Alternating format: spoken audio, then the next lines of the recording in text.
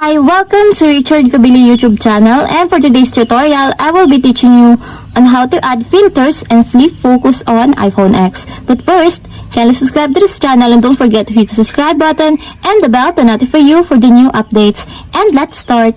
Using your iPhone X from your home screen, first go to Settings. Then in the Settings, scroll down and click the Focus. Then in the Focus, choose the Sleep.